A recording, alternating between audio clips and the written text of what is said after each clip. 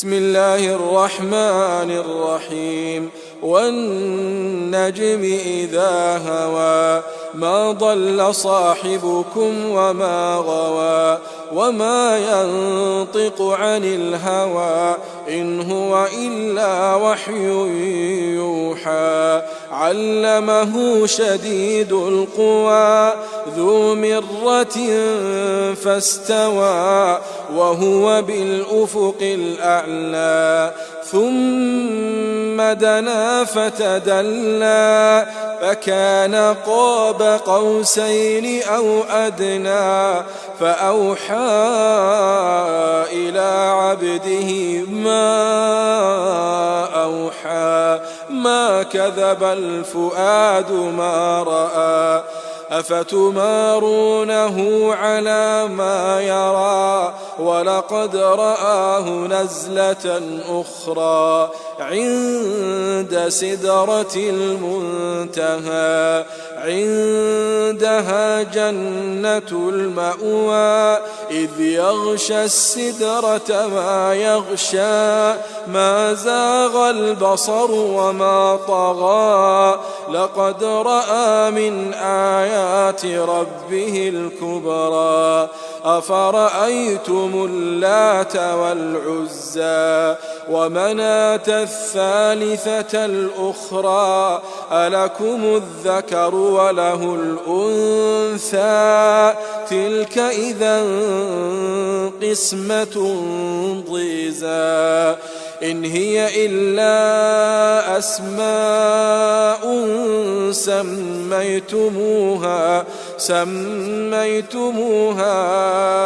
أنتم وآباؤكم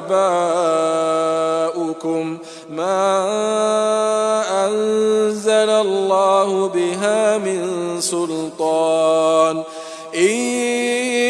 يتبعون إلا الظن وما تهوى الأنفس ولقد جاءهم من ربهم الهدى أم للإنسان ما تمنى فلله الآخرة والأولى وكم من ملك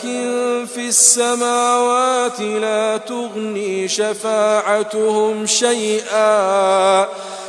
تغني شفاعتهم شيئا إلا من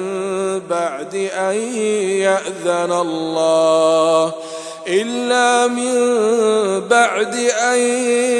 يأذن الله لمن يشاء ويرضى إن الذين لا يؤمنون بالآخرة ليسمون الملائكة تسمية الأنثى وما لهم به من علم إن يتبعون إلا الظن وإن الظن لا يغني من الحق شيئا فأعرض عمن تولى عن ذكرنا ولم يرد إلا الحياة الدنيا ذلك مبلغهم من العلم إن ربك هو أعلم بمن ضل عن سبيله وهو أعلم بمن اهتدى ولله ما في السماوات وما في الأرض ليجزي الذين أساءوا بما عملوا ويجزي الذين أحسنوا بالحسنى الذين يجتنبون كبائر الإثم والفواحش إلا اللمم إن ربك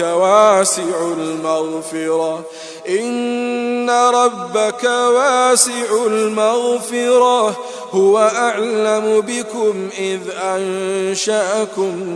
من الأرض وإذ أنتم أجنة في بطون أمهاتكم فلا تزكوا أنفسكم هو أعلم بمن اتقى أفرأيت الذي تولى وأعطى قليلا وأكدى أعنده علم الغيب فهو يرى أم لم ينبأ بما في صحف موسى وإبراهيم الذي وفى ألا تزر وازرة وزر أخرى وأن ليس للإنسان إلا ما سعى وأن سعيه سوف يرى ثم يجزاه الجزاء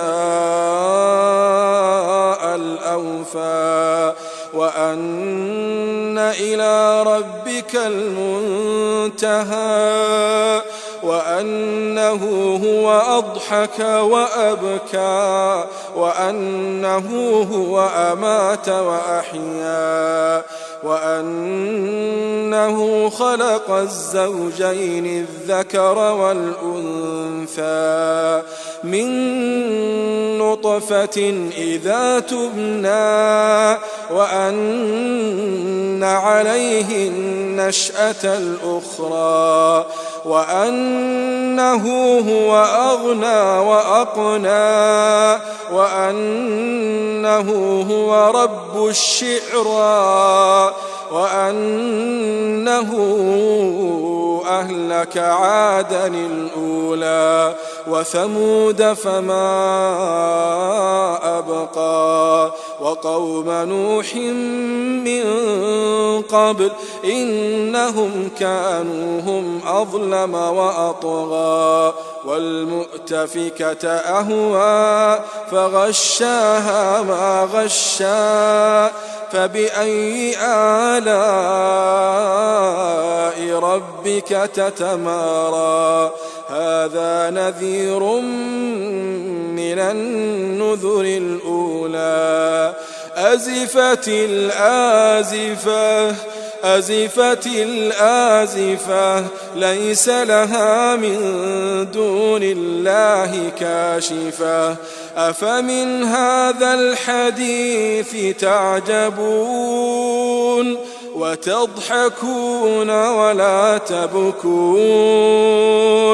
وتضحكون ولا تبكون